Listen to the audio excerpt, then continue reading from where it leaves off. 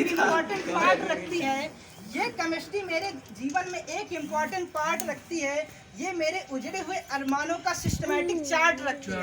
Systematic chart मतलब periodic table.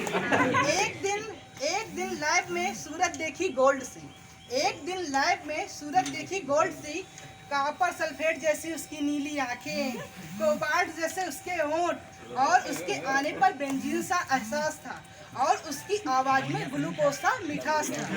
और एक दिन फिर मेरी नजरें उनकी नजरों से मिली, और फिर एक दिन मेरी नजरें उनकी नजरों से मिली।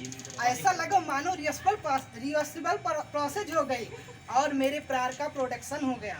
फिर क्या हुआ, उनके घर के चक्कर लगने लगे ऐसे जैसे न्यूक्लियस के चारों ओर इलेक्ट्रॉन घूमते हो जैसे। अगले दिन मेरे प्रोडक्ट का कंफर्मेशन था, उसकी डैड की तरफ से मेरा इनविटेशन था। मेरी बातें सुनकर वे ऐसे भड़के जैसे इग्निशन ट्यूब से सोडियम के टुकड़े निकले। फिर वे इतना सुनकर बोले, देखिए तूने अपनी औकात, क्या कभी आयरन रह सकता है गोल्ड के साथ?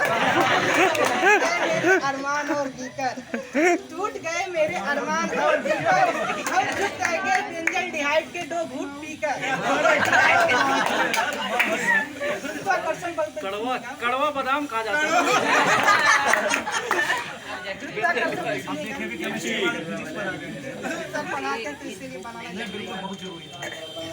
शाम सुहानी थी, पेड़ों पर पत्ते झूम रहे थे।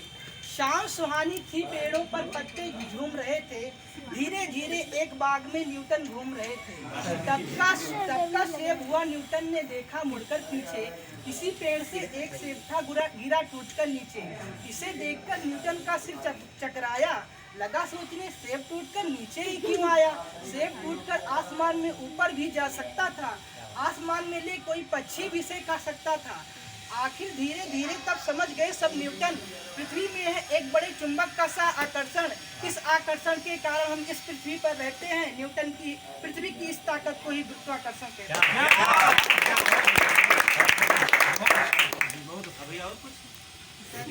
पलटाते रहिए, बहुत अच्छा लग रहा है। थोड़ा जल्दी